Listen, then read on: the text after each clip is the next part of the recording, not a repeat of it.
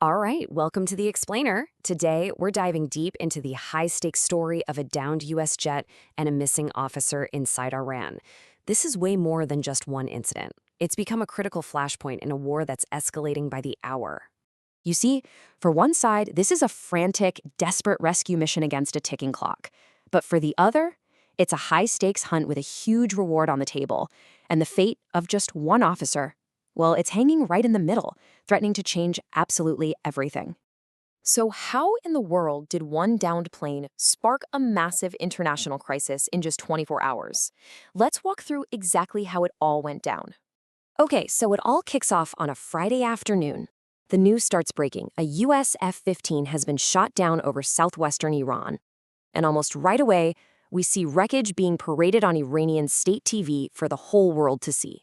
And you can just see how quickly things spiraled out of control. The F-15's pilot, he's rescued. But his WSO, that's his weapons systems officer in the back seat, is totally unaccounted for. So two Black Hawk rescue helicopters go in, but they take fire and have to pull back. And in all that chaos, another US fighter gets hit, and it ends up crashing over in Kuwait.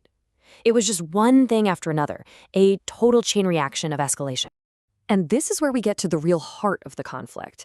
Because while the US was launching a search and rescue mission, Iran, well, they started something very, very different for that exact same missing officer. I mean, just look at this. It couldn't be more black and white. For the United States, the mission is simple: bring our guy home. But for Iran, oh, this is a strategic goldmine. This is a hunt for a human bargaining chip. And you really have to get this. A missing American officer captured inside Iran gives them incredible leverage. It completely complicates the entire US war effort, and you better believe it, it becomes a huge propaganda win for Tehran. The stakes just could not be any higher. Now, this one shootdown didn't just kick off a rescue mission. It also completely shattered the official story the US had been telling everyone about its control of the skies over Iran. Just listen to this. This was the message of absolute, total strength coming from President Trump only days before this incident. The claim was that U.S. air dominance was a done deal, that Iran had pretty much no effective air defense left to speak of. But Iran's top military brass, they came out right away to push back on that story. They proudly announced that, actually, the jet was taken down by a brand new, homegrown air defense system built by their own young, knowledgeable innovators. And this is where we gotta get a little technical, because it matters. An expert on the region points out there's a huge difference between air superiority and air supremacy. So while Iran might not have some big integrated defense network covering the whole country, this proves they can still fire off missiles and be a really deadly localized threat. Those skies, not nearly as clear as was claimed. And if you want to know how Iran is spinning this, look no further. This gleeful post from the Speaker of their parliament tells you everything. It's being used as a massive propaganda tool to mock the U.S. strategy and paint the American military as just scrambling around, totally ineffective. Okay, it is so critical to understand this shootdown did not happen in a vacuum.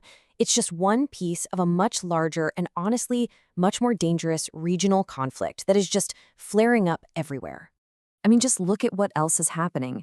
You've got ballistic missiles hitting Israel, an Israeli strike inside Iran, an attack near a nuclear reactor, plus strikes on oil depots in Iraq and ships in the Strait of Hormuz. The entire region is an absolute tinderbox right now.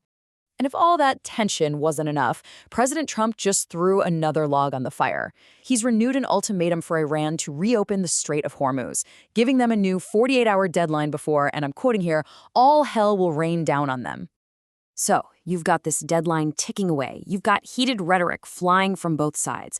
But what actually decides what happens next? Is it the politics, or is it the hard reality on the ground? Well, according to analysis from the Foundation for Defense of Democracies, you can basically forget about the political deadlines. The real strategic goals that will shape what comes next are purely military ones. Things like degrading Iran's missile program, destroying its nuclear material, or physically forcing open the Strait of Hormuz. An expert on the region, Behnam Bentaleblu, he says that a special operations mission, something that goes beyond just search and rescue, seems unlikely.